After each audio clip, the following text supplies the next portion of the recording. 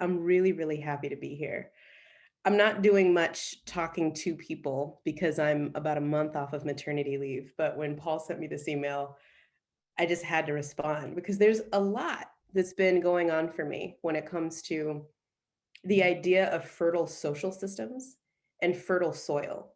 And just so much of my work has to do with taking lessons from healthy soil and how healthy soil is built and trying to take all of that complexity into building healthy and fertile group dynamics, dynamics on teams, dynamics within organizations, movements, etc. And it gets into a little bit of my personal story, which Paul alluded to, but which I think I'm just going to add a little bit more richness to because this isn't a part of my story I usually tell. I've been in food systems for the majority of my career, like since I was in college, but I have never been able to keep anything alive, like a house plant, a garden, like nothing, right? And even moving from an obsession with food systems and food insecurity to healthy soil, it felt kind of strange for me because I am not a hands in the dirt kind of girl. I'm a heels in the grocery store kind of girl and still am. And I tried to fake it for a little while and, get dirty and do all that. And it ain't me. But I talked to an increasing amount of people like me who started as social justice and just got so entranced with ecology. And I feel like these times that we're in right now really just point to how the intersection is there because it was never separate in the first place. I'm really curious about how we're all going to characterize 2020 in our imaginings, both personal and collective.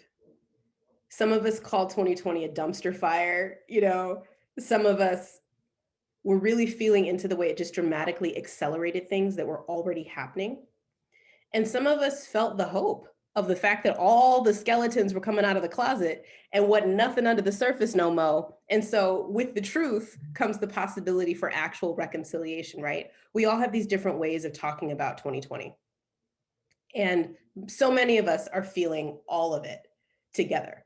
And I feel like we're going to help ourselves or we're going to hurt ourselves with the narratives that we carry about 2020, especially because we're all still so stressed out.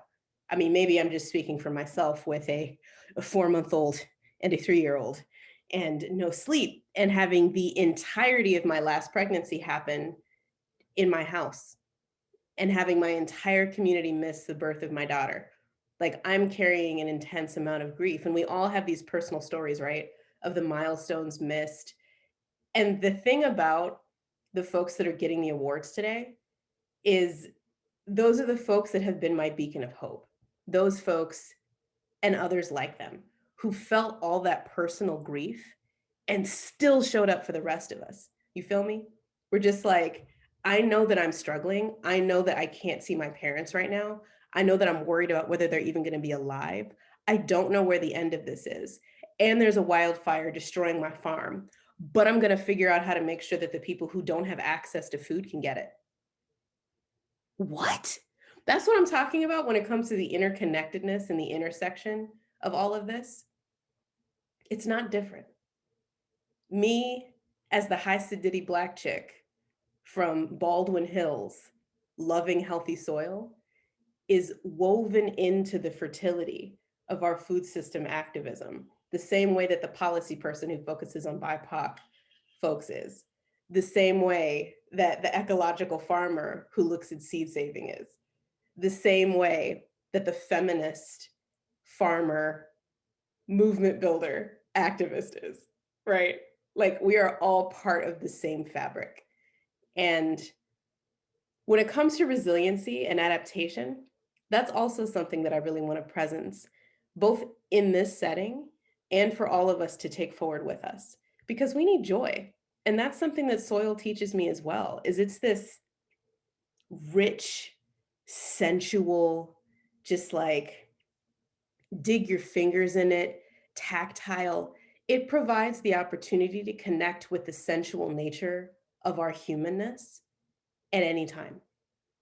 And fundamentally, that's what we need for resilience and for adaptation. I think it's one of the reasons I got obsessed with soil because I could just feel how The history of Black folk being able to laugh at anything and being able to sit with just extraordinary dysfunction and discomfort and oppression and grief and pain. We can turn all that into gumbo, into peach cobbler, into laughter at a funeral, into the church songs that got me through the pandemic. It's just, my people have the ability to be alchemists. And fundamentally, that's what folks in agriculture are too. They're alchemists. They transform one thing to another. I mean, soil is the real alchemist, right? But like, we co-create with that ultimate alchemist. Reading through the awardees today, I also had this deep sense of science fiction, because the original science was agriculture, observation, and action, and then seeing what your observations begat. And so I want us to take that narrative with us. I want us to really feel into how soil, how the lessons from soil, how the folks, y'all got me crying, Lord. I was telling the folk running this thing, I put on eye makeup for y'all because I wanted to be cute, you know, this is an award show, but I'm a new mom who's forgotten how to put on eye makeup. So it's all like bleeding into my face and everything. So I'm tearing up also because, you know, the words and y'all, and also because of my eye makeup, because it's all interconnected. But when it comes to this narrative that we are all striving for, this narrative that can either help us or hurt us, this is what I want y'all to take with you. Alchemy. The transformation of one thing to another.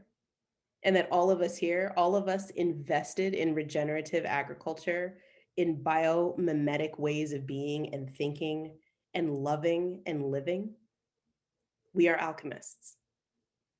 I want us to take with us that all of the hot mess of 2020 was what all of the pieces that needed to be destroyed, like the rotten seeds of genocide and slavery and all of the things that are interwoven with the legacy of agriculture in this company or in this country, that are also the legacies of all the rest of the way the economy moves, that needed to come apart. At its foundation, it needed to come apart. And it's coming apart. And we are the ones who are going to weave it into something else, something that's always needed to be, which is this beautiful, fertile ecology where we can laugh and we can raise our babies and we can dance and we can be smart together and we can be petty together and we can fight and we can make up and we can do all of the things that healthy communities do. I learn from you. I'm breathing with you. And I am so, so grateful for you. So for all those folks getting the awards today, you're in my heart. And I know quite a few of you, like you've personally inspired me to be better, to keep my shit together over this hot dumpster fire of a last year. So thank you.